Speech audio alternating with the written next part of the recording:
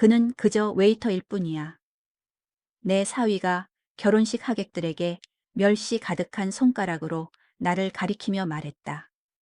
마치 내가 그의 엘리트 세계에 어울리지 않는 그림자라도 되는 것처럼 말이다. 하객들은 고개를 끄덕였고 나는 말없이 그들의 잔을 채웠다. 하지만 누군가 세상에 저 사람 TV에 나왔었잖아 라고 외치자 내 사위 민주는 들고 있던 샴페인 잔을 떨어뜨렸다. 그 순간 모든 것이 변했다. 계속하기 전에 채널을 구독해 주시고 여러분이 어디에서 듣고 계신지 댓글로 알려주세요. 선물 상자는 원래 무게보다 훨씬 무겁게 느껴졌다. 민준의 대리석 현관은 날카로운 모서리와 차가운 표면으로 이루어진 박물관 전시품 같았다. 소연이 주방에서 나왔다. 그녀의 미소는 밝았지만 어딘가 긴장되어 있었다. 아빠, 오셨네요. 그녀는 내 뺨에 입 맞추고는 포장된 상자를 흘끗 보았다. 이건 뭐예요? 할아버지 시계다. 나는 실제보다 더 침착한 목소리로 말했다. 소연이 결혼식에 맞춰주려고. 민준이 와인잔을 들고 거실에서 나왔다. 그는 마치 내가 그의 페르시아 양탄자의 진흙이라도 묻힌 것처럼 나를 훑어보았다. 그의 시선은 내 가장 좋은 옷인 잘 다려진 카키색 바지와 폴로 셔츠에 머물렀다. 그의 기준으로는 턱없이 부족한 옷이었다. 제호. 그의 악수는 짧고 무심했다. 아직도 그 이탈리아 식당에서 일하세요? 네. 나는 목소리를 낮췄다. 안토니오가 저를 잘 챙겨줘서요. 민준의 관심이 선물로 옮겨갔다. 상자 안에 뭐가 있나요? 소현은 발끝으로 깡총 뛰었다. 할아버지 시계요. 아빠, 제가 봐도 돼요? 나는 조심스럽게 포장을 뜯어 아버지의 유품인 금색 회중시계를 보여주었다. 소연의 눈은 휘둥그레졌지만 민주는 슬쩍 보더니 퉁명스럽게 말했다. 빈티지네요. 아마 수집가한테는 가치가 있을 겁니다. 그 무시는 가슴을 찔렀다. 이것은 돈에 관한 것이 아니었다. 가족과 역사에 관한 것이었다. 그러나 내가 설명하기도 전에 메리 아주머니가 식당에서 저녁 준비됐습니다. 라고 불렀다. 우리는 민준의 불을 보여주는 또 다른 장소인 식탁으로 이동했다. 화려한 샹들리에의 빛이 크리스탈 잔에 반사되었다. 나는 소연이 가리킨 자리에 앉았고 값비싼 식기들 사이에서 점점 더 이질감을 느꼈다. 그래서 나는 대화를 시도했다. 결혼 준비가 참 신나겠네요. 손님은 몇 명이나 오나요? 민주는 수술하듯 정밀하게 한우 스테이크를 썰었다. 저희는 소규모로 진행할 겁니다. 가까운 친구들과 사업상 지인들만요. 소연이 덧붙였다. 민준 씨 회사, 동료들, 사업 파트너들, 그리고 물론 가족도요. 물론 가족도요. 민준이 되풀이했지만 그의 목소리 톤에 뭔가 미묘한 것이 느껴져 나는 그를 올려다보았다. 대화는 계속되었다. 결혼식 장소, 케이터링, 꽃 장식. 나는 가끔씩 의견을 내며 들었지만 민준의 대답은 점점 짧아졌고 그의 시선은 더욱 날카로워졌다. 마침내 그가 포크를 내려놓았다. 재호 씨, 우리 할 얘기가 있는 것 같네요. 소연의 포크가 입으로 향하다 멈췄다. 민준 씨, 결혼식에 관한 거예요. 그는 이사회의 권위를 담은 목소리로 말을 이었다. 제가 생각하는 하객 명단과 분위기가 있어요.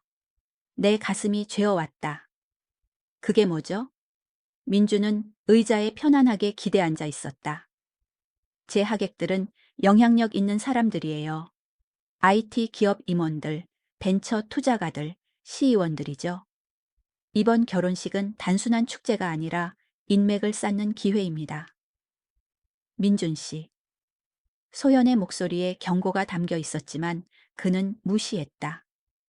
직설적으로 말할게요, 재호 씨. 웨이터이신 당신의 하객들은 다른 세계에 살아요. 당신이 참석하면 문제가 될 겁니다. 그 말은 물리적 타격처럼 느껴졌다.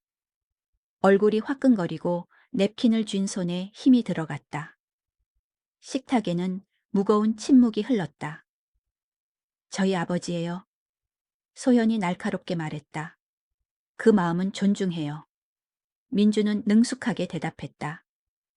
하지만 이 결혼식은 우리 미래에 대한 투자입니다. 저는 엉뚱한 감정 때문에 제 평판을 걸고 싶지 않아요. 나는 겨우 목소리를 냈다. 제가 소연이를 키웠습니다. 그녀의 학비를 벌기 위해 2배로 일했어요. 그것은 훌륭한 일입니다. 민준이 내 말을 잘랐다. 하지만 이것은 현실입니다. 당신은 생계를 위해 음식을 서빙하죠. 제 하객들은 일자리를 만들고 스타트업에 자금을 대고 정책에 영향을 미칩니다. 당신이 정말로 그 대화에 낄 자격이 있다고 생각하세요? 방이 살짝 빙글빙글 돌았다. 소연이 울음 섞인 목소리로 뭔가 말하고 있었지만 귀가 멍해져 제대로 들리지 않았다. 메리 아주머니가 불편한 듯 헛기침했다. 민주는 이미 결정을 내린 듯 일어섰다. 이 이야기는 사적으로 계속하는 게 좋겠네요. 재호 씨, 저와 함께 테라스로 가주시겠어요? 미닫이 문이 부드럽게 닫히면서 소연의 항해 소리를 차단했다. 민준의 테라스는 그의 집의 다른 모든 것들처럼 값비싸고 인상을 주기 위해 만들어졌다. 아래에는 인부들이 정원에 흰 의자를 놓고 나무들 사이에 조명을 달고 있었다. 내 딸의 결혼 준비가 바로 내 눈앞에서 이루어지고 있었다. 민주는 난간에 기대어 서 있었다. 정원 풍경은 성공한 사람의 초상화처럼 그를 감쌌다. 나는 아직도 선물 상자를 쥐고 문 근처에 어색하게 서 있었다. 경치 좋지 않나요? 그는 그의 저택 너머의 강남 야경을 가리켰다. 이 집은 23억 원 들었습니다. 결혼식만 2억 원이 넘게 들어요. 그 숫자는 뺨을 때리는 것 같았다. 2억 원? 나는 평생 그만한 돈을 본 적도 하물며 하루 만에 쓴다는 것은 상상도 못했다. 2억이요? 나는 말을 더듬었다. 예. 민준의 미소는 차가웠다. 꽃은 1,500만 원이고 사진사는 800만 원. 소연이 드레스는 1,200만 원이죠. 각각의 금액은 우리 사이의 간극을 다시 한번 상기시켰다. 나는 아래의 인부들이 내 한 달 월세보다 비쌀 것 같은 의자들을 정리하는 것을 지켜보았다. 저는 소연이 대학을 졸업시켰습니다. 나는 조용하지만 흔들림 없는 목소리로 말했다. 연세대학교 4년을 다니게 했어요. 2배로 일하고 그녀가 졸업했을 때 아파트와 차를 사주려고 팁을 모았어요. 그건 그때 얘기고요. 민준의 말은 날카로웠다. 이건 지금 이야기입니다. 그녀는 이제 제 책임이에요. 당신이 결혼식에 참석하는 건 창피한 일이라고 말하는 겁니다. 그 말은 불타는 듯했다. 나는 1시간 전만 해도 의미 있어 보였던 아버지의 시계가 든 선물을 내려다보았다. 당신은 그냥 그럴 수 있고 그럴 겁니다. 민준이 더 가까이 다가와 속삭였다. 이 날이 무슨 의미인지 아세요? 국회의원, 시장, 소현이의 미래를 바꿀 수 있는 기업 CEO들이 올 겁니다. 그런데 당신이 뭐 하고 싶다고요? 그들에게 술을 서빙하고 싶다고요? 유리문 너머로 소연이 식당 안에서 걱정스러운 얼굴로 서성이는 것이 보였다. 그녀는 계속해서 테라스 쪽을 흘끗 보았지만 끼어들려 하지 않았다. 그녀는 제 딸입니다. 내가 말했다. 그녀는 제 약혼자예요. 민준의 목소리는 단호했다. 저는 당신이 그녀의 결혼식을 자선 행사로 바꾸도록 내버려 두지 않을 겁니다. 이것은 가족적인 감정이 아니에요, 재호 씨. 이것은 중요한 것을 보호하는 겁니다. 아래 인부들은 의자 정리를 거의 마쳤다. 줄지어 서 있는 하얀 의자들은 내 딸이 이 남자와 결혼할 제단을 향하고 있었고 나는 그곳에 앉을 수 없었다. 좋아요. 간신히 들릴 만큼 작은 소리로 말했다. 가지 않겠습니다. 민준의 표정에는 변화가 없었지만 그의 눈에서 만족스러운 빛을 보았다. 우리가 서로를 이해해서 다행이네요. 나는 문 쪽으로 돌아섰다. 대화는 확실히 끝났다. 유리문에 비친 내 모습은 늙고 패배한 듯 보였다. 내 뒤에서 민주는 난간에 기대어 아마도 내가 앉아야 할 자리에 어떤 중요한 사람을 앉힐지 계획하고 있을 것이다. 재호 씨. 그의 목소리가 문 앞에서 나를 멈춰 세웠다. 시계는 두고 가세요. 소연이가 복잡한 일에 자네의 부담을 느낄 필요는 없으니까요. 나는 손잡이에 손을 얹은 채 멈춰섰다. 선물 상자가 믿을 수 없을 만큼 무겁게 늦게 오졌다. 뒤를 돌아보지 않고 나는 안으로 들어갔다. 소연의 의아한 시선과 메리 아주머니의 걱정스러운 얼굴을 지나 현관으로 향했다. 소연이 현관까지 따라와 나를 붙잡았다. 아, 아빠, 잠깐만요. 괜찮아, 아가. 나는 아직 포장도 뜯지 않은 시계를 든 채 그녀의 이마에 입 맞췄다. 결혼 축하한다. 나는 뒤도 돌아보지 않고 차로 걸어갔다. 민준의 무시가 겨울 추위처럼 뼛속까지 스며들었다. 집으로 가는 길은 세 개의 다른 세상으로 이루어져 있었다. 민준의 손질된 잔디밭과 전자 출입문이 있는 동네는 중산층 교회로 바뀌었고 마침내 아파트 건물들이 오랜 친구들처럼 빼곡히 모여있는 우리 동네에 도착했다. 내 건물에는 문지기도 대리석 현관도 없었고 형광등과 수년 동안 칠하지 않은 우편함이 있는 로비만 있었다. 나는 한 걸음 한 걸음이 더 무겁게 느껴지는 두 층의 계단을 올랐다. 원룸 아파트 안은 완벽한 침묵이었다. 벽에는 값비싼 예술 작품이 없었고 디자이너 조명에서 빛을 받는 크리스탈 잔도 없었다. 다만 돈은 부족했지만 행복이 넘쳤던 소연이의 졸업, 생일, 크리스마스, 아침 사진들만 벽에 걸려 있었다. 나는 시계 상자를 주방 식탁 위에 놓고 멍하니 바라보았다. 콜린스 가문 남자들에게 세대째 전해져 내려온 할아버지의 시계. 수집가한테는 가치가 있을 겁니다.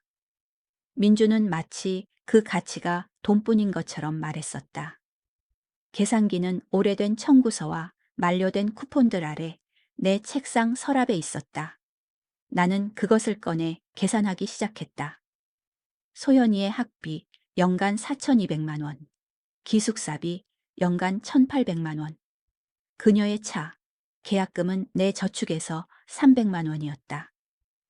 이사 나갈 때의 보증금 또 200만 원, 숫자들은 뒤섞였다. 2억 원이 넘는 돈은 한 테이블에서 팁 하나하나로 벌어들인 것이었다. 20년 동안 2배로 일하며 아픈 발을 견디고 나를 사람으로 보지 않는 손님들에게 예의 바른 미소를 지어주며 번 돈이었다. 내 전화가 울렸다. 화면에 소연의 이름이 떴다. 아빠. 그녀의 목소리는 눈물로 뭉클했다. 오늘 밤 정말 죄송해요. 괜찮아, 아가. 괜찮지 않아요. 민준 씨가 아빠한테 그렇게 말할 자격 없어요. 아빠는 제 아버지잖아요. 결혼식에 오셔야 해요. 나는 그녀의 고통을 들으며 눈을 감았다. 가끔 삶은 공평하지 않아, 소연아. 하지만 아빠는 어떻게든 갈 방법을 찾을 거야. 어떻게요? 민준 씨는 진심으로 말했어요. 그는 마음을 바꾸지 않을 거예요. 침실 창문 너머로 종로의 불빛이 보였다. 그곳에는 수십 개의 다른 식당들 사이에 15년 동안 내가 일해왔던 벨라비스타가 있었다. 검은 조끼와 하얀 셔츠를 입은 채 내 이름을 한 번도 배우려 하지 않는 사람들에게 음식을 서빙하며 나는 보이지 않는 존재였다. 걱정하지 마. 나는 그녀에게 말했다. 그냥 행복해지는 것에 집중해. 그게 내가 항상 원했던 전부야. 전화를 끊은 후 나는 짙어지는 어둠 속에 앉아 민준의 말을 생각했다. 당신은 생계를 위해 음식을 서빙하죠. 마치 그게 나를 열등한 사람으로 만들고 내 딸의 결혼식을 지켜볼 자격조차 없게 만드는 것처럼. 나는 옷장으로 걸어가서 내 유니폼을 꺼냈다. 검은 바지, 하얀 셔츠, 검은 조끼. 소연이의 삶을 책임지게 해준 투명 인간의 의상이었다. 나는 얼마나 많은 중요한 저녁 식사를 서빙했는가. 얼마나 많은 부유한 하객들을 편안하게 해주면서 완전히 잊힐 수 있는 존재로 남아 있었는가. 오늘 밤 내 손에 들린 유니폼은 다르게 느껴졌다. 그것은 굴종의 상징이 아니라 가보시자 가능성처럼 느껴졌다. 민준이 한 가지는 옳았다. 나는 그저 웨이터였다. 하지만 그는 중요한 실수를 저질렀다. 그는 웨이터가 보이지 않는 존재라는 것을 잊었다. 우리는 중요한 행사들을 오가며 권력 있는 사람들에게 봉사하고 그들의 대화를 듣고 그들의 사적인 순간들을 목격한다. 우리는 풍경의 일부, 필수적이지만 눈에 띄지 않는 존재다. 나는 검은 조끼를 들고 그 단순한 선들을 연구했다. 내일 나는 안토니오에게 부탁을 할 것이다. 신부의 아버지 제오가 아니라 어떤 군중 속에서도 사라지는 법을 아는 노련한 웨이터 제오로서. 민주는 내 존재의 창피함으로부터 그의 소중한 인맥 쌓기 행사를 보호하고 싶어 했다. 그는 손님의 와인잔을 채우는 남자가 그의 테라스에서 그가 모욕했던 사람과 동일 인물일 것이라고는 결코 의심하지 않을 것이다. 시계 상자가 내 책상 램프의 불빛을 받으며 금빛으로 빛났다. 할아버지의 시계는 중요한 순간들을 기록해왔다. 곧 그것은 한 아버지가 그의 딸의 결혼식에서 그의 자리를 되찾는 순간을 기록할 것이다. 나는 그날 밤 처음으로 미소 지었다. 민주는 돈만으로는 모든 전투에서 이길 수 없다는 것을 배우게 될 것이다. 토요일 아침은 너무 일찍 찾아왔다. 잠은 불가능했다. 내 마음은 민준의 말, 소연의 눈물, 그리고 내가 계획하고 있는 일의 무게를 계속 되뇌었다. 8시 30분에 나는 옷을 입고 벨라비스타로 차를 몰았다. 익숙한 길은 오늘 아무런 위로가 되지 않았다. 아침 햇살 아래 식당은 다르게 보였다. 빈 식당은 언제나 더 크고 솔직하게 느껴졌다. 연기할 손님도 없고 쓸 가면도 없었다. 그저 테이블, 의자, 그리고 조용한 준비의 웅궁거림만 있을 뿐이었다. 안토니오의 SUV가 직원 주차장에 있었다. 다행이다. 나는 점심 손님이 몰려오고 다른 직원들이 주말에 활기찬 에너지와 가십을 가지고 오기 전에 이 대화를 해야 했다. 안으로 들어서자 커피 머신이 이미 커피를 내리고 있었다. 안토니오는 정교하게 양파를 썰고 있었고 그의 다른 손은 숙련된 리듬으로 움직였다. 20년간의 우정은 그의 기분을 읽는 법을 가르쳐 주었다. 오늘 그는 뭔가 고민이 있어 보였다. 일찍 왔네. 그는 고개를 들지 않고 말했다. 토요일 근무는 10시에 시작해. 잠이 안 와서요. 나는 컵 2개의 커피를 따르고 그가 좋아하는 대로 설탕을 넣었다. 이 의식은 중요하고 나를 안정시켜주는 것 같았다. 안토니오, 부탁할 게 있어요. 그는 커피를 받으며 마침내 내 눈을 마주쳤다. 그의 눈과 주름은 비싼 도시에서 가족 사업을 유지하는 것의 무게를 보여주었다. 무슨 고민이야, 친구? 생각했던 것보다 말이 더 어렵게 나왔다. 내일이 소연이 결혼식이야. 아, 그래. 강남에 있는 큰 집에서 한다며. 아주 멋지겠네. 그는 커피를 한 모금 마셨다. 자랑스럽겠군. 자랑스럽지만 문제가 있어. 사위가 내가 결혼식에 오기를 원하지 않아. 나는 조심스럽게 단어를 고르며 카운터에 기댔다. 안토니오의 칼이 움직임을 멈췄다. 무슨 소리야? 자신의 손님들에게 내가 충분히 좋은 사람이 아니라고 생각한대요. 너무 창피하대요. 그저 웨이터일 뿐이라고 했어요. 우리 사이에 침묵이 흘렀다. 안토니오는 칼을 내려놓았고 그의 표정은 혼란에서 더 단단한 것으로 변했다. 그 남자가 너한테 어젯밤에 그렇게 말했다고? 내 딸의 결혼식에 오지 말라고? 안토니오의 주먹이 꽉 쥐어졌다. 그의 목소리에서 나는 그가 이민자로서 겪었던 모든 무시의 흔적을 들었다. 누군가가 그를 아무것도 아닌 존재처럼 대했던 모든 순간의 흔적을. 어떤 종류의 남자가 아버지와 딸의 결혼식을 가로막는 거야. 가족보다 거치레를 더 신경 쓰는 남자겠지. 나는 심호흡을 했다. 그래서 자네 도움이 필요해. 그의 눈썹이 찍혀 올라갔다. 내가 뭘 할 수 있는데? 내일 결혼식에서 일하게 나를 고용해줘. 딱 하루만. 안토니오는 마치 내가 은행 강도를 제안한 것처럼 나를 쳐다보았다. 내 딸 결혼식에서 일하고 싶다고? 제호, 미쳤군.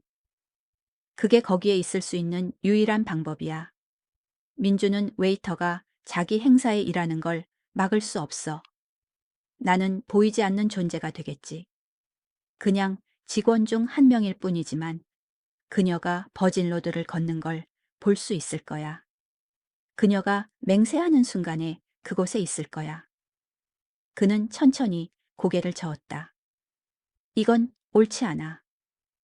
아버지는 맨 앞줄에 앉아야지. 낯선 사람들에게 술을 서빙하는 게 아니야. 때로는 우리가 마땅히 얻어야 할 것을 얻지 못할 때도 있어.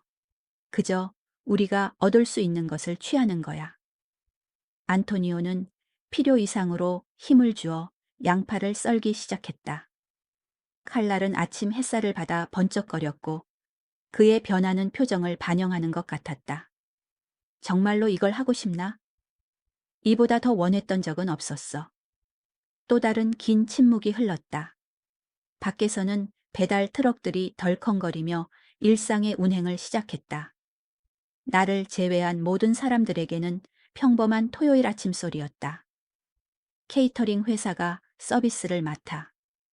안토니오가 마침내 말했다. 하지만 내가 그 매니저를 알아. 주세페 토리노. 몇 년 전에 함께 일했었지. 희망에 내 가슴이 조여왔다. 나를 그 직원에 추가해 줄 수 있을까? 응, 주세페가 내게 신세를 징해 있어. 안토니오는 앞침에 손을 닦았다. 확실해 제호. 일단 그 남자의 손님들에게 서빙을 시작하면 돌아갈 곳이 없어. 후퇴에는 존엄이 없으니까. 내 존엄이 문제가 아니야. 그의 존엄이 문제지. 안토니오는 내 얼굴을 살폈다. 그가 찾고 싶어 했을 의심을 찾지 못했다. 20년 동안은 누구보다 내 고지 불잘 알고 있었다. 좋아. 그럼 오늘 아침에 주세페한테 전화할게. 내일 결혼식에서 일하게 될 거야. 차가운 아침에 따뜻한 커피가 몸에 퍼지듯 안도감이 나를 덮쳤다. 고마워, 안토니오. 이 은혜 잊지 않을게. 자넨 좋은 사람이야, 제호. 그 잘난 사위가 그걸 보지 못한다면 그건 그의 맹목이지. 자네 탓이 아니야. 차로 돌아가는 길에 나는 몇 시간 전보다 훨씬 가볍게 느껴졌다. 내일 민주는 돈과 협박만으로는 모든 전투에서 이길 수 없다는 것을 알게 될 것이다. 어떤 아버지는 돈으로 살 수도 협박할 수도 지울 수도 없다는 것을. 아침 햇살이 내 얼굴에 더 따뜻하게 느껴졌다. 하루만 더 기다리면 된다. 벨라비스타의 개인 식당에서 오후 준비는 기계적인 효율성으로 진행되었다. 안토니오와 대화한 지 6시간이 흘렀다. 6시간 동안 나는 평범한 점심 식사를 서빙하고 손님들에게 미소 지으며 평범한 척했다. 내 마음은 내일을 향해 카운트다운하고 있었다. 둥근 테이블들은 흰 천을 씌운 섬들처럼 공간을 채웠고 각 각은 서버들이 돌아다니기에 정확한 간격이 필요했다. 나는 능숙하게 그 사이를 오가며 각도를 조정하고 내일의 서비스를 위해 공간이 제대로 흐르도록 했다. 안토니오가 작년에 설치했던 샹들리에의 빛이 크리스탈 잔에 반사되었다. 각 테이블 세팅은 접힌 냅킨과 윤이 나는 은 식기로 이루어진 작은 걸작이었다. 내게 부엌에서만 보더라도 소현의 결혼식 피로연은 아름다울 것이다. 로비에서 목소리가 들리자 나는 고개를 들었다. 소현의 웃음소리가 문을 통해 들렸다. 밝고 초조한 소리였다. 뒤이어 대리석 바닥에 무거운 발걸음 소리가 들렸다. 민준의 목소리가 오후의 정적을 갈랐다. 꽃은 댄스 플로어를 가리지 않고 애저 쪽에 둬야 합니다. 내가 조정하던 식탁보 위에 손이 멈췄다. 그들은 내일 완벽한 결혼식을 위한 최종 점검을 하러 온 것이었다. 나는 이것을 예상하지 못했다. 결혼식 날이 전에 그들을 볼 준비가 되지 않았었다. 아빠. 소연의 목소리 가문을 통해 흘러 오나왔다. 나는 미소를 지으며 돌아섰다. 그녀는 평상 복을 입고 도빈 아보였다. 그녀의 뺨은 흥분과 결혼 어니 스트레스로 상기되어 있었다. 그녀 뒤에서 민준의 표정은 홀 안에서인지로 그리고 훨씬 더 어두운 것으로 변했다. 여기서 뭐 하시는 겁니까? 그의 말은 날카롭고 비난적이었다. 일하고 있습니다. 나는 침착하고 전문적인 목소리를 의류지했다. 안토니오가 세팅을 도와달라고 부탁하였어요. 민준의 얼굴이 굳어졌다. 진심입니까? 소연은 우리 사이에 서서 결혼식이 이틀 일허가고 있었다. 또 왜 그래요? 당신 아버지가 상황을 조작하고 있잖아요? 민준이 목소리를 높였다. 제가 결혼식 오지 말라고 했더니 직원으로 고용되었군요. 저는 일하러 왔어요. 나는 또 다른 의자를 바로 잡으며 외풀이했다. 그의 상도이 하도 아니에요. 이건 조작이에요. 민준 의자 제 가무너졌다. 제 손님들 앞에서 저를 모욕하려 능합니까? 급이 나는 깨진 유리처럼 공중에 달려 있었다. 소연은 손으로 입을 막았고 그녀의 눈은 결혼식이 전쟁티 어로변하고 있다는 사실에 대한가 애다름으로 커져 있었다. 둘 다 그만해요. 그녀의 목소리는 감정으로 흔들렸다. 오늘은 제 인생에서 가장 행복한 날이어야 한다고요. 민주는 마치 내가 그의 완벽한 양사를 오염시키는 존재인 것처럼 엄나를 손가락질했다. 그는 일부러 이러고 있어요.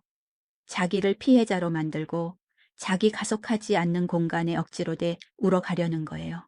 제 딸이 있는 곳이라면 어디든지 아속하는 곳입니다. 나는 조용히 말했다.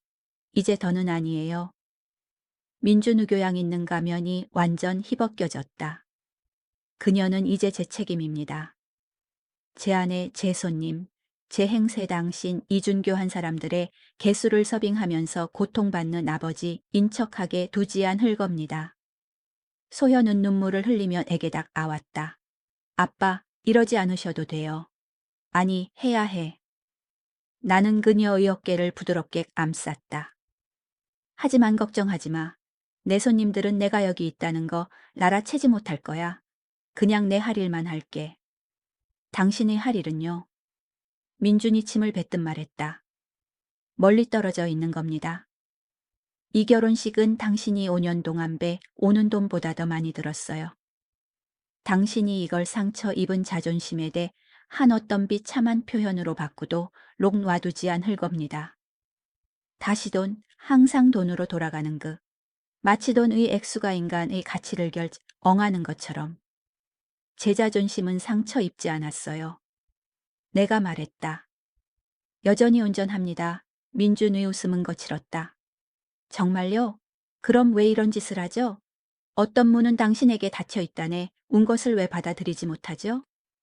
왜냐하명은 여는 제 딸이고 내일 그녀 가아버지의 축복이 필요할 때 저는 여기에 있을 거니까요. 돈을 받고 일하는 사람이든 뭐든 상관없어요. 소연은 이제 조용히 울고 있었다. 그 눈물은 내 마음을 찢어 놓았다.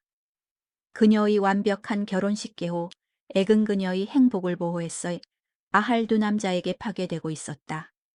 민주 누님이 결정을 내린 듯무 왼쪽으로 돌아섰다. 두고 봅시다. 그의 목소리에는 명백한 위협이 담겨 있었다. 소현응을 따라갔다. 마지막으로 사과하는 듯한 눈빛을 엘에게 던졌다. 미안해요, 아빠. 미안해 하지마, 아가. 내일 행복한 것에만 집중해. 그들이 떠나자 대리석 복대 그들의 발소리가 울리었다. 나는 테이블을 다시 조정하기 시작했지만 내 손은 약간 떨리고 있었다. 민준의 마지막 말에는 빈 분노가 아닌 행동 의약속이 담겨 있었다. 식당 창문을 통해 나는 그들 의차가 멀어져 가는 것을 보았다. 내일은 내가 예상했던 것보다 어만한 것을 가져올 것이다.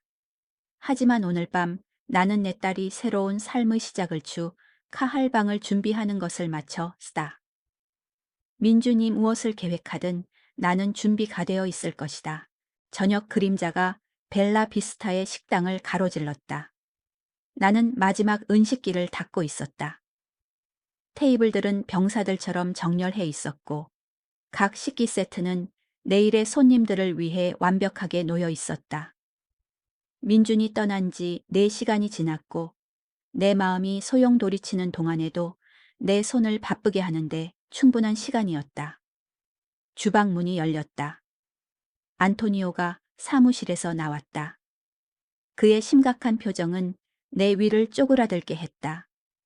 1시간 전 내가 마지막으로 그를 봤을 때와는 무언가 달라져 있었다. 제호, 친구. 그의 목소리는 무게가 있었다. 우리 할 얘기가 있네. 나는 딱 떠는 숟가락을 내려놓았다. 무슨 일이에요? 안토니오는 가장 가까운 테이블에서의 자를 꺼내 앉았다. 나쁜 소식을 전하는 사람처럼 자신의 육중한 몸을 의제기댔다. 그 몸짓 자체가 의미심장했다. 안토니오는 일하는 시간에 좀처럼 앉지 않았다. 자네 사위 가돌아왔었네. 내 손이 멈췄다. 언제요? 1시간 전에. 그 비싼 차를 몰고 와서 자기가 여기 우인이라도 되는 것처럼 걸어들에 오왔어. 안토니오의 달흔 얼굴이 굳어졌다. 거절할 수 없는 제안을 하더군. 그 말은 차가운 물처럼 내게 와닿았으다. 민주는 테라스에서 패배를 받아들이지 않았다. 당연히 그는 받아들이지 않았겠지. 그와 같은 사람들은 자신의 통제에 도전하는 어떠한 것도 받아들이지 않았다. 무슨 제안이요? 안토니오는 몸을 앞으로 기울이며 목소리를 낮췄다. 내일 자네가 일하지 않는 조건으로 언금 500만 원. 그 숫자는 나를 깜짝 놀라게 했다. 500만 원은 내가 2달 동안 버는 돈보다 많았다. 안토니오의 어려운 식당을 변모시킬 수 있는 돈이었다. 그만한 돈을 아무렇지 않게 쓰는 것은 민준이 얼마나 절박해졌는지를 보여주었다. 그래서 뭐라고 말했어요? 원칙은 팔 수 없다고 말했지. 안토니오의 눈이 번뜩였다. 그러자 그는 화를 내고 보건검사원이나 주류 판매허가 시청해야 한 은준교 사람들이 얼마 나만 흔치 떠벌리기 시작했네. 내 가슴이 조여왔다. 민주는 안토니오의 협조를 사려고 한 것뿐이 아니었다. 그는 20년 동안 만들어 온 가족, 크사업잉그의 생계를 위협하고 있었다. 안토니오, 그럴 필요 없어요. 그만. 그는 달흔 손을 들어 올렸다. 내가 20년 동안 이 사업에서 이매굴하지 않고 살아남았다고 생각하나? 자네 사위는 실수를 한 거야. 그는 내게 진짜 자신의 모습을 보여줬지. 안토니오의 조용한 강렬함은 엉고함보다 더 무서웠다. 이 사람은 아무것도 없는 곳에서 무언가를 만들어낸 사람이었고 힘과 권력의 차이를 이해하는 사람이었다. 정확히 뭐라고 했는데요? 자네가 집착하고 불안정하며 자네를 일하게 두는 것, 쓴손님들 의안전을 위태롭게 할 거라고 했세요. 안토니오 입이 혐오감으로 뒤틀렸 애쓰다. 그러더니 1,000만 원을 더 제안하되 오군. 내가 미국 가치를 이해하지 못하는 인자라도 되는 것처럼 말이야. 전체 그림이 명확해졌다. 민주는 내 존재 때문에 창피해야 것만이 아니었다. 그는 내각의 중교한 손님들의 개 무슨 짓을 할지, 무슨 말을 할지 진심으로 두려워 아고 있었다. 그가 그토록 힘들게 구축했던 옹제력이 흔들리고 있었다. 그래서 내일은 어떻게 돼요? 내일 자네는 일하는 거야. 안토니오는 결정을 내렸다. 주세페가 11시에 자네를 기다리고 있네. 그리고 만약 자네 사위가 문제를 만들고 싶다면 이민자들도 어떻게 싸우는지 알게 될 거야. 은식기는 식당 불빛 아래 서번 적였다. 각 조각은 내 얼굴이 왜곡된 이미지를 비추고 있었다. 내일 나는 이 같은 식기들을 민준이 이 손님들에게서 빙할 것이다. 그가 쫓아내지 못하는 유령철의 옴그의 완벽한 행사를 누비하면서 고마워요 안토니오 모든 것에 대해. 아직 고맙다고 말하지 마. 그의 표정은 불안해졌다. 자네 사위 같은 사람들은 쉽게 포기하지 않아. 오늘 밤 그는 더 많은 전화를 하고 더 많은 힘을 쓸 거야. 내일은 우리 둘 중 누구도 예상하지 못 한 방향으로 갈 수도 있어. 나는 마지막으로 식당을 둘러보았다. 의자들은 완벽하게 정렬되어 있었고 잔들은 반짝였으며 꽃들은 예술적으로 배치되어 있었다. 소현 의결혼식 피로 여는 그것을 위해 싸워온 전투에 대해 결코 알지 못할 손님들을 위해 준비되어 있었다. 그가 전화하게 놔둬요. 내가 말했다. 내일 저는 제가 있어야 할 곳에 있을 테니까요. 안토니오는 고개를 끄덕이고는 게 우리 사무실로 돌아갔다. 기억하게 제호. 우리는 내일만을 위해 싸우는 게 아니, 우리는 우리 아이들과 같은 세상 애존자, 애할 권리를 위해 싸우는 거야. 그의 말의 묵애가 저녁 그림자철에 옴날을 덮쳤다. 이것은 더 이상 결혼식에 관항의 옷이 아니었다. 훨씬 더 큰 무언에 관한 것이에 옷다. 존엄, 존경, 그리고 가장 준교한 순간들의 참 억할 권리. 내일은 나 자신에 대해 내가 믿는 못 응엇, 그리고 소현이에게 가르쳤던 오래 운 것을 위해 맞서는 모든 것을 시험할 것이다. 민주는 어떤 아버지들은 돈으로 알 수도 위협할 수도 지울 수도 없다는 것을 배우게 될 게 옷이다.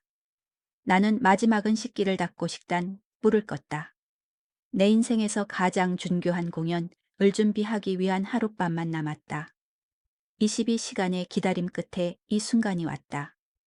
연회장은 크리스탈 샹들리에 아래서 빛났다. 모든 표면이 완벽하게 윤이 났다. 흰 장미들이 높은 중앙 장식에서 흘러내려 그 꽃잎들이 저녁 빛을 받아 흩어진 다이아몬드처럼 빛났다. 나는 검은 조끼와 나비 넥타이를 입고 보이지 않는 존재처럼 샴페인 잔이 담긴 은 쟁반을 들고 이 우아한 공간을 누볐다. 첫 손님들은 정확히 5시에 도착했다. 수천만 원짜리 정장을 입은 IT 기업 임원들. 아무렇지 않게 수억 원에 대해 이야기하는 벤처 투자가들. 악수 한 번으로 정책을 바꿀 수 있는 시 공무원들. 민준의 사람들. 그의 조심스럽게 만들어진 세상에서 중요한 사람들이었다. 샴페인. 나는 진주 목걸이를 한 고상한 여성에게 쟁반을 내밀었다. 그녀의 이브닝 가운은 아마 내가 6개월 동안 버는 돈보다 더 비쌀 것이다. 너무 아름답네요. 그녀는 미소 지으며 잔을 받았다. 참 우아한 행사네요. 민준 씨는 호스트 역할을 잘하네 운군요. 사람들 사이로 나는 소현이 결혼 드레스를 입고 빛나는 모습을 보았다. 그녀의 특별한 날을 둘러싼 불안정한 기류에도 불구하고 그녀는 눈부셨다. 민주는 그녀 옆에 서서 능숙한 엠매력으로 손님들을 맞이했지만 그의 눈은 방 건너편에 있는 나를 계속 찾았다. 완벽하게 재단된 턱시도를 입에 운한 노신사관에게 다가왔다. 훌륭한 서비스네요, 젊은이. 아주 세심하군요. 감사합니다, 손님. 에피타이저 드릴까요? 그는 내 쟁반에서 연어 카나페르 엘 하나 골랐다. 자세가 훌륭하군요. 요즘은 그렇게 자연스러운 우아함을 가진 웨이터가 많지 않아요. 그 칭찬은 예상보다 나를 더 따뜻하게 만들었다. 자연스러운 우아함. 그가 알았더라면 이 움직임의 편안함, 이조 용환자 신감으로 사회적 공가, 늘 헤쳐나가는 능력 은수녀, 간의 훈련으로 만들어졌다네 운 것을. 재호는 우리와 오랫동안 함께 일했습니다. 안토니오 이 목소리가 내 뒤에서 들려 에스다. 우리 최고의 직원 중 한 명이죠. 노신사는 만족스럽게 고개를 끄덕였다. 티가 나는군요. 제대로 된 서비스는 점점 사라지 능이술입니다. 누군가의 농담에 민준의 웃음소리가 안글가로 질러 들렸지만 그의 웃음은 억지스러워 보였다. 나를 향한 그의 시선은 점점 어자자졌다. 우리 누님 마주칠 때마다 나는 그에게서 똑같은 계산을 보았다. 내가 언제 무너질지, 굴욕이 언제 너무 커질지를 궁금해하는 것이다. 멋진 파란색 드레스를 입은 한 젊은 여성이 다가왔다. 실례합니다. 저희 할머니 가보행기로 힘들어 아시는데 자리로 모셔다 드릴 수 있을까요? 물론이죠. 나는 쟁반을 내려놓고 노부인의 애팔을 내밀어 조심스럽게 테이블 아이를 안내했다. 그녀의 감사한 미소는 오래전의 숱한 순간들을 떠올리게 했다. 예의가 전문적인 훈련만이 아니라 자연스러운 본능이었던 때. 정말 훌륭한 신사분이시군요. 그녀는 중얼거렸다. 부모님이 잘 키우시었네요. 그녀가 알았더라면. 우리 부모님은 수십 년 전에 돌아가시었고 압박 속에서 이와 함에 대해 내가 배움. 모든 것은 이보다 훨씬 더 큰 관, 객들 앞에서 공연했던 수녀 안의 경험에서 나온 것이었다. 식당은 민준이 선택한 손님들로 꾸준히 채워졌다.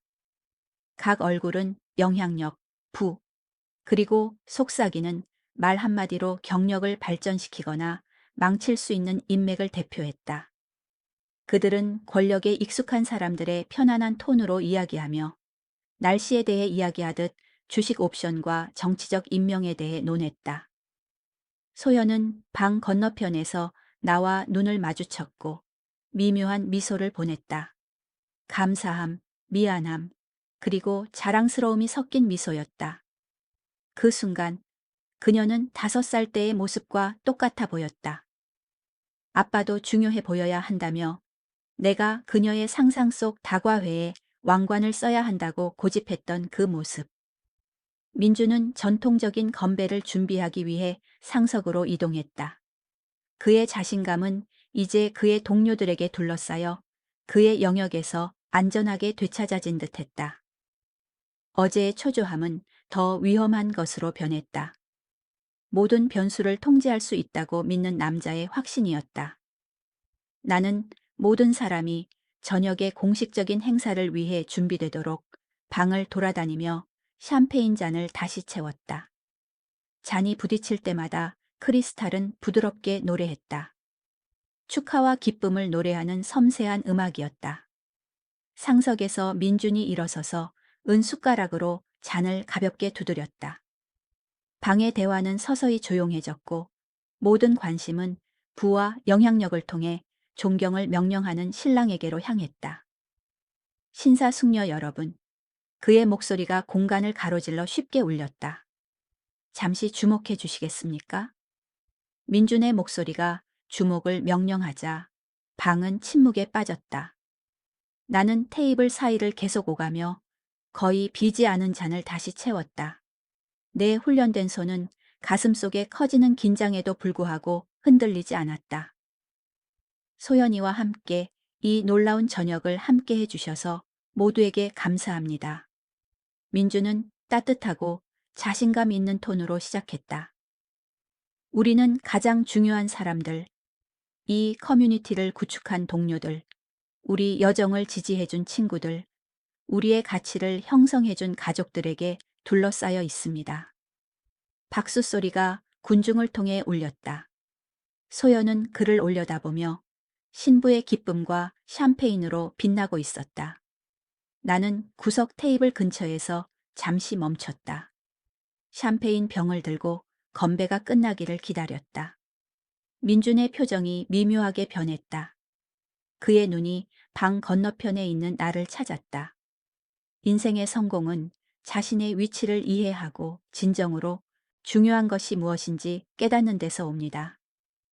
오늘 밤 우리는 우수함, 성취, 그리고 우리 사회가 제공하는 최고를 대표하는 사람들을 초대했습니다.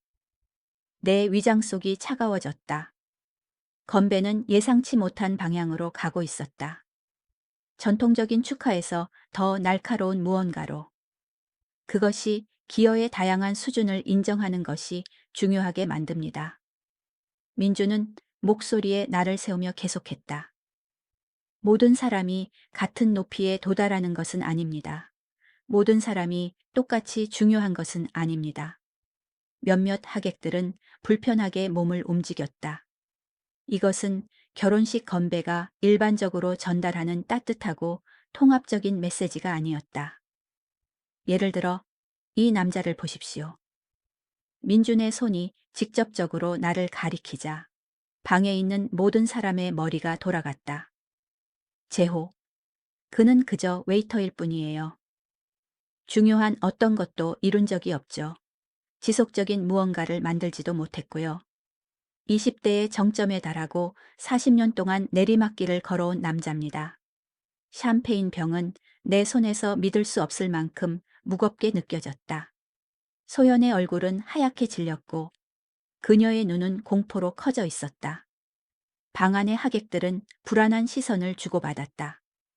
눈앞에서 펼쳐지는 잔인함에 분명히 불편해하고 있었다.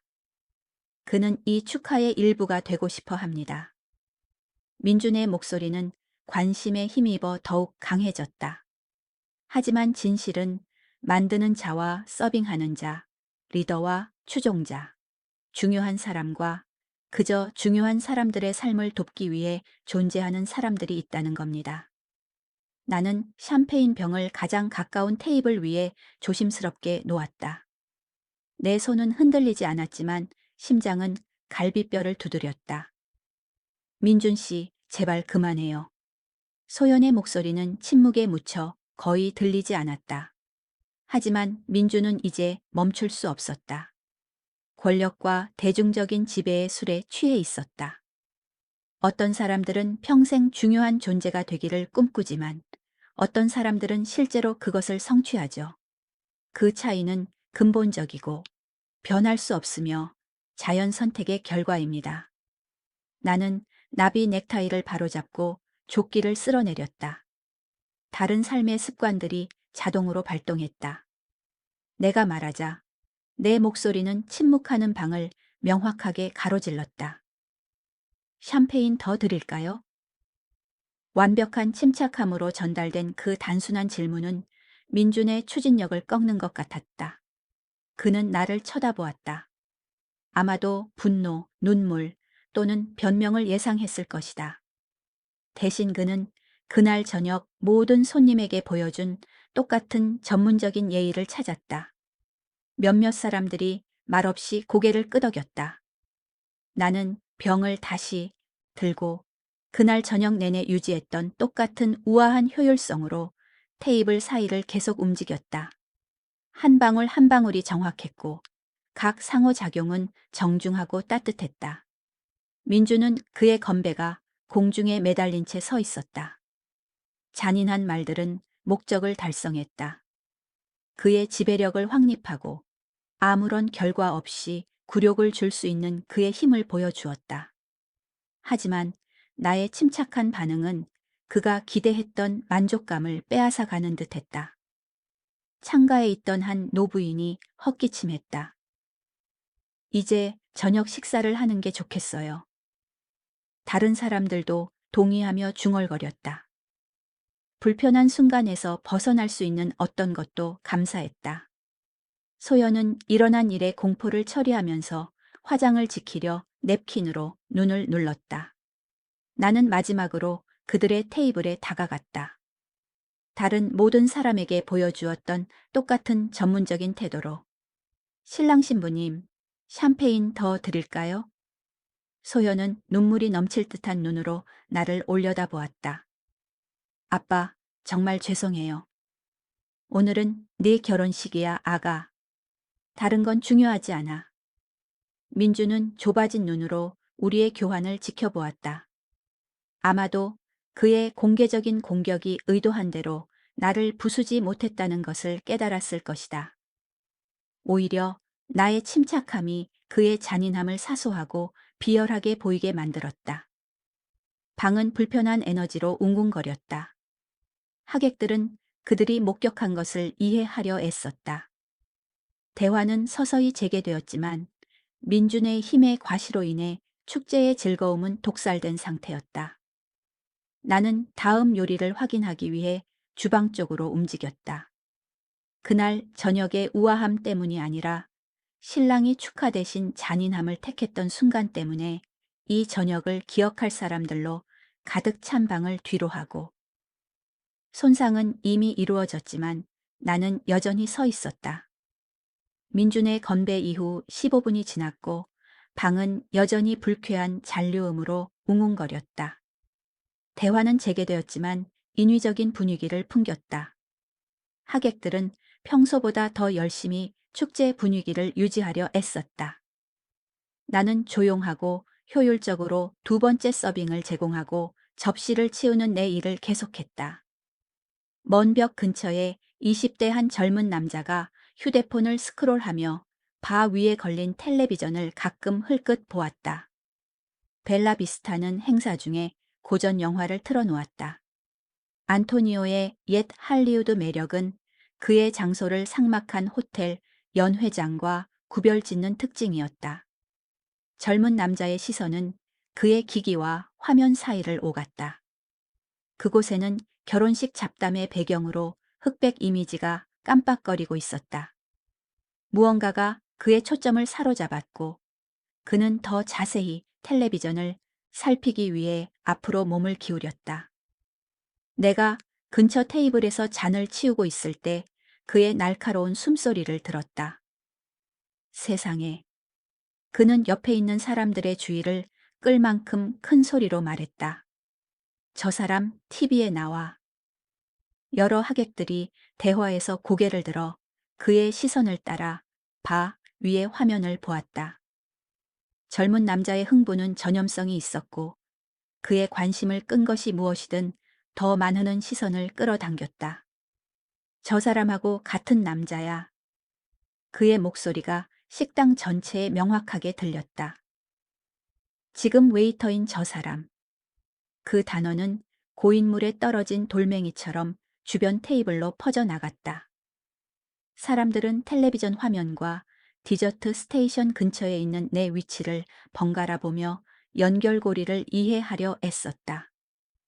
에메랄드색 드레스를 입은 한 노부인은 안경 너머로 화면을, 그리고 나를, 다시 화면을 바라보았다. 그녀의 얼굴은 인식과 놀라움으로 변했다. 저 영화 기억해요. 그녀는 흥분으로 떨리는 목소리로 말했다. 그는 훌륭했지.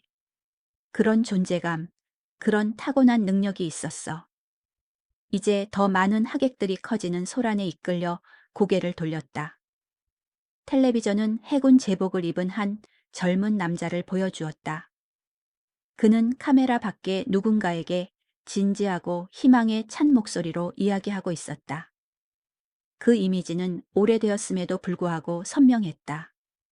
식당의 조심스러운 조명 아래 모든 세부 사항이 명확했다. 분명히 그 남자예요. 또 다른 목소리가 확인했다. 30년은 젊어 보이지만 완전히 같은 사람이에요. 나는 방에 있는 모든 시선이 스포트라이트처럼 나에게 쏟아지는 무게를 느꼈다. 그날 저녁 내내 유지했던 조심스러운 투명성은 한순간에 증발했고 내가 수십 년 동안 피해왔던 불편한 노출로 대체되었다. 민준의 샴페인 잔이 그의 손가락에서 미끄러져 날카로운 소리를 내며 접시에 부딪혔다. 그 소리는 갑작스러운 정적 속에서 메아리치는 것 같았다. 그의 얼굴은 창백해졌고 입은 살짝 벌어진 채 텔레비전과 나를 번갈아 응시했다. 신사 숙녀 여러분. 젊은 남자는 흥분해서 일어서서 외쳤다. 우리에게 진짜 영화 배우가 샴페인을 서빙하고 있습니다. 그 폭로는 들불처럼 방 전체에 퍼졌다.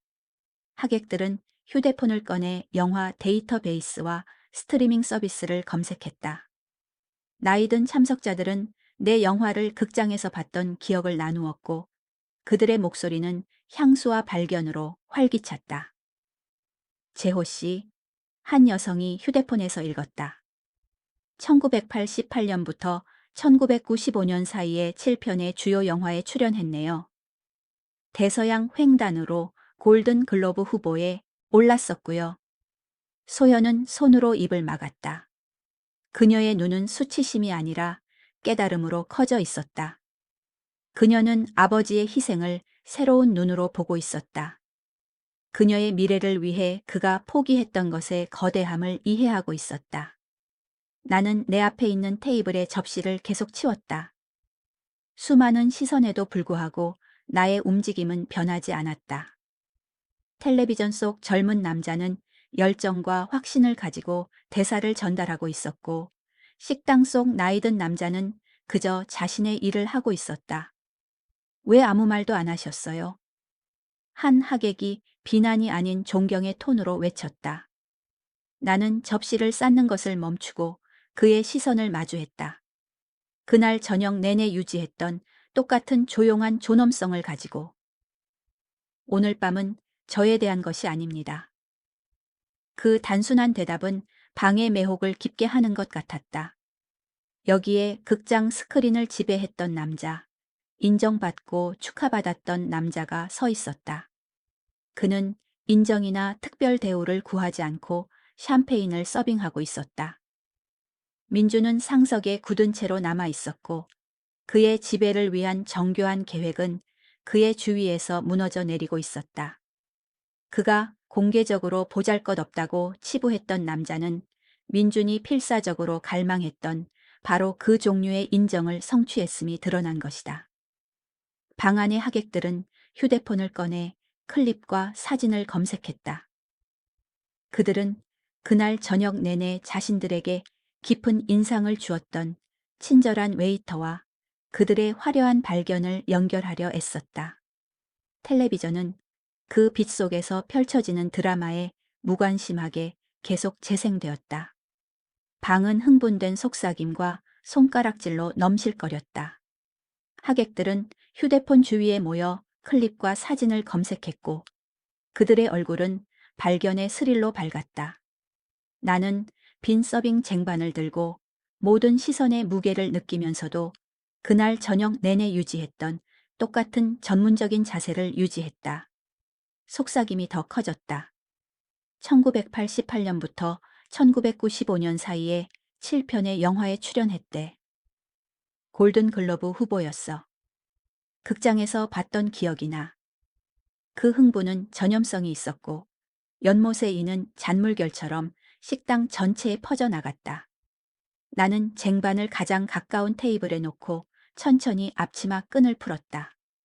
그 단순한 몸짓은 너무 오랫동안 입었던 의상을 벗는 것처럼 기념비적으로 느껴졌다. 그 아래에는 여전히 나의 하얀 셔츠와 검은 조끼가 있었지만 무언가 근본적인 것이 달라져 있었다. 네. 나는 갑자기 조용해진 방에 명확하게 들리는 목소리로 말했다. 그 영화 속 인물이 저 맞습니다. 저는 한때 배우였습니다. 그 고백은 공기 중에 무언가를 풀어주는 것 같았다. 하객들은 내 목소리에 조용한 자신감에 이끌려 앞으로 몸을 기울였다. 하지만 소연이가 태어났을 때 나는 눈물로 얼룩진 내 딸의 얼굴을 바라보며 계속했다.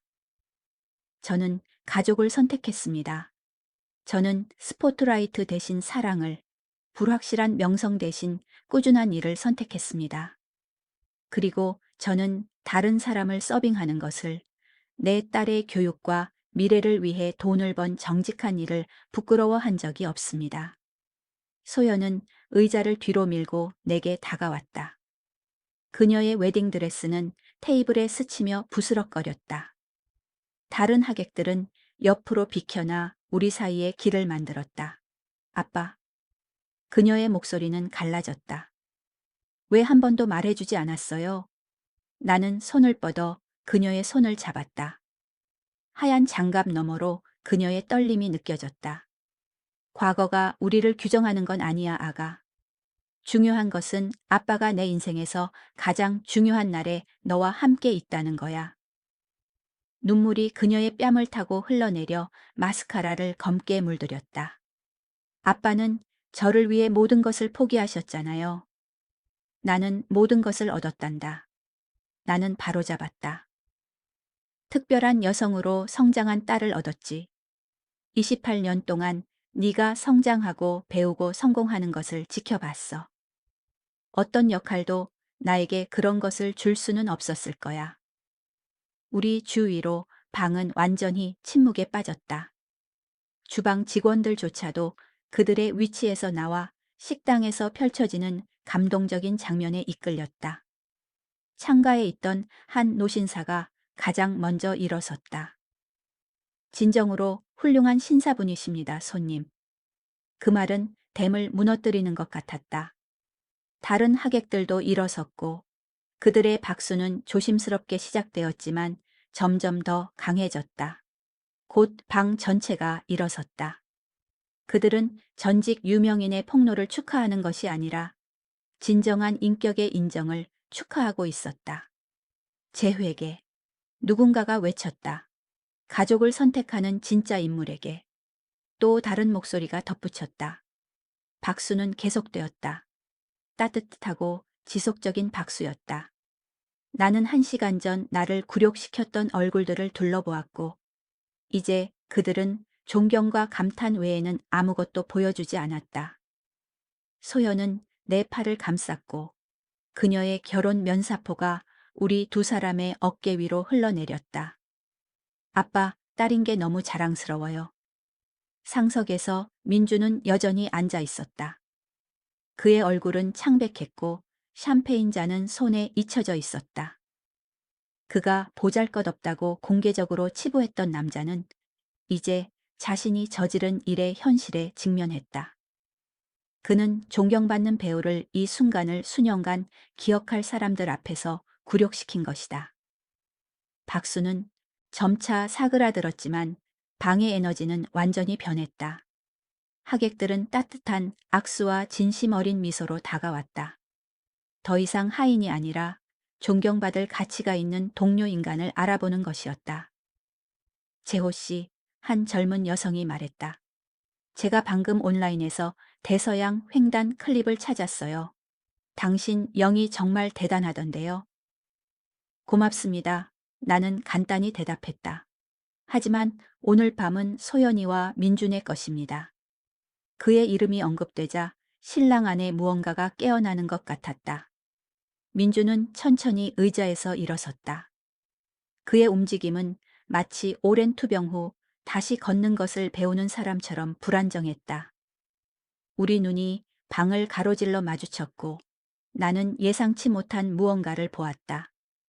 진정한 수치심, 그의 오만과 통제라는 갑옷의 첫 번째 균열이었다. 축하는 계속되었지만 나는 갑작스러운 관심으로부터 잠시 떨어져 있어야 했다. 20년간의 투명성은 갑작스러운 스포트라이트를 그 따뜻함에도 불구하고 불편하게 만들었다. 나는 바 쪽으로 향했다. 안토니오가 직원들을 위해 커피를 따뜻하게 보관하는 조용한 구석을 찾았다. 커피를 따르는 익숙한 의식은 내 손을 안정시키는 데 도움이 되었다. 컵에서 김이 올라왔고 벨라비스타에서 수많은 교대 근무를 마침표 찍었던 풍부한 향기가 퍼졌다. 다른 모든 것이 변했을 때도 몇 가지는 변하지 않고 남아 있었다. 제호, 이 훌륭한 노신사여. 내 뒤에서 들려오는 목소리에는 수십 년의 공유된 역사가 담겨 있었다. 나는 돌아섰고 그의 특징인 너털 웃음과 은발이 저녁 시간에도 완벽하게 스타일링된 프랭크가 다가오는 것을 보았다. 프랭크? 나는 커피를 내려놓고 오랜 친구를 껴안았다. 네가 여기 왜 있어? 소연이가 몇 주 전에 나를 초대했어. 그녀의 아버지가 여기서 일한다고 말했지만 그게 제호인지는 언급하지 않았지? 그의 눈이 장난스럽게 빛났다. 내가 걸어 들어와서 네가 서빙 쟁반 뒤에 숨어 있는 것을 발견했을 때의 놀라움을 상상해봐. 프랭크는 내가 기억하는 그대로였다. 값비싼 정장, 자신감 있는 자세, 우리 둘의 젊음을 정의했던 산업을 떠나지 않은 남자의 태도. 숨어 있는 게 아니야. 내가 말했다. 일하고 있는 거지. 일, 재호, 네 영화들에 무슨 일이 일어나고 있는지 알아? 대서양 횡단이 복고풍 채널에서 매달 방송되고 있어. 완전 컬트 클래식이야. 젊은 영화 제작자들이 내 영희 기술을 연구하고 있다고. 그 정보는 비현실적으로 느껴졌다. 내가 샴페인을 서빙하고 테이블을 치우는 동안 세상 어딘가에서는 사람들이 30년 전에 내가 했던 일을 분석하고 있었다. 대단하군, 프랭크. 하지만 난 진심이야. 전성기에 사라진 배우들에 대한 다큐멘터리 얘기가 있어. 내 이름이 계속 언급되고 있다고. 프랭크의 열정은 전염성이 있었고, 그는 활력 있는 인정과 경력 부활의 그림을 그리는 듯 몸짓을 했다. 내 삶은 이제 여기야. 나는 부드럽게 말을 끊었다. 가족과 중요한 일과 함께. 프랭크는 내 얼굴을 살폈고 아마도 그가 예상하지 못했던 무언가를 보았을 것이다. 너 정말 만족하는구나, 그렇지? 무대를 지배할 수 있었는데 테이블을 서빙하고 있다니. 문을 통해 소연이가 손님들과 어울리고 있는 모습이 보였다. 그녀의 얼굴은 자부심과 사랑으로 빛나고 있었다. 민주는 여전히 상석에 앉아 그날 저녁에 폭로를 처리하고 있었다. 만족하는 것 이상이지. 내가 말했다. 배우 시절에는 결코 경험하지 못했던 방식으로 충만해. 하지만 기회는 제호, 산업이 변했어. 조연 배우가 인기가 많아. 네 경험, 네 타고난 존재감. 프랭크는 내 표정을 읽고는 잠시 멈췄다. 전혀 유혹받지 않는구나. 나는 다시 커피를 들고 그 따뜻함이 도자기를 통해 내 손바닥으로 스며들게 했다. 성공은 스포트라이트로 측정되는 게 아니야, 프랭크. 그것은 중요한 사람들의 사랑으로 측정되는 거야. 프랭크는 소현이를 향한 내 시선을 따랐고 그의 표정에서 깨달음이 번졌다. 그녀는 모르는 거지. 네가 얼마나 대단했는지. 그녀는 내가 그녀를 사랑한다는 것을 알아. 다른 모든 것은 그저 배경 소음일 뿐이야. 제호, 철학자 납셨네.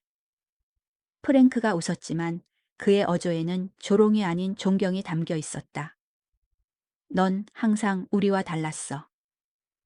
다르지 않아. 그저 우선순위가 명확했을 뿐이지. 우리는 편안한 침묵 속에서 있었다.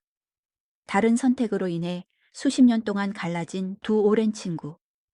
프랭크의 길은 계속된 업계 인맥으로 이어졌고 나의 길은 서빙 쟁반과 학부모 회의로 이어졌다. 둘 다 틀리지 않았지만 오직 하나만이 나에게 평화를 가져다 주었다. 제안은 여전히 유효해. 프랭크가 조용히 말했다. 만약 다시 가능성을 탐색하고 싶다면 나는 너와 다시 일하고 싶어 할 사람들을 알고 있어. 정말 고맙네. 하지만 내 영희 인생은 끝났어. 프랭크는 고개를 끄덕였다. 이것이 거짓 겸손이나 두려움이 아니라 내가 구축한 삶에 대한 진정한 만족이라는 것을 마침내 이해했다. 방 건너편에 민준이 이제 서 있는 것이 보였다. 그의 자세는 전과 달랐다. 오만함은 그의 어깨에서 빠져나가고 인식과 후회라는 더 무거운 것으로 대체되었다. 나 이제 돌아가야겠네. 나는 프랭크에게 말했다. 가족 의무. 물론이지. 프랭크는 내 어깨를 잡았다. 어쨌든 너는 올바른 선택을 했어. 내 딸은 너를 마치 달을 걸어준 사람처럼 바라보잖아. 프랭크가 다시 하객들 속으로 사라지자 나는 커피를 다 마시고 다음에 올 일이 무엇이든 준비했다. 그날 저녁은 내가 예상하지 못했던 폭로를 가져왔지만 나의 우선순위는 변하지 않았다. 소연의 행복, 가족의 평화, 그리고 잘된 일의 단순한 만족감. 민주는 이제 확고한 표정으로 마이크를 향해 걸어가고 있었다. 민준이 마이크에 다가오자 방에 있는 모든 시선이 그에게 향했다. 그의 이전의 자신감은 증발했고 익숙하지 않은 감정의 영역을 항해하는 사람의 조심스러운 움직임으로 대체되었다. 나는 근처에 남아 내 사위가 1시간 전 그토록 잔인하게 지배했던 같은 청중에게 연설할 준비를 하는 것을 지켜보았다. 그가 마이크를 두드리자 방은 즉시 조용해졌다. 내 배우 경력에 대해 흥분해서 이야기하던 하객들은 이제 그를 공개적으로 굴욕시켰던 남자에게 주의를 돌렸다. 그가 이제 뭐라고 말할지 궁금해하면서 신사, 숙녀 여러분. 민주는 이전에 권위가 없는 목소리로 시작했다. 오늘 저녁 초에 저는 용납할 수 없는 말을 했습니다. 저는 특히 재호 씨에게 사과하고 싶습니다. 침묵은 절대적이었다. 주방 직원들조차도 청소를 멈추고 귀를 기울였다. 제가 틀렸습니다. 완전히 틀렸어요. 그는 단지 웨이터가 아닙니다. 그는 훌륭한 아버지이고 진정한 인격을 가진 사람이며 사랑과 헌신으로 딸을 키우기 위해 명성을 포기한 사람입니다. 그의 목소리는 그 단어들에서 약간 흔들렸다. 숙련된 사업가는 대중적인 취약성으로 인해 애를 먹고 있었다.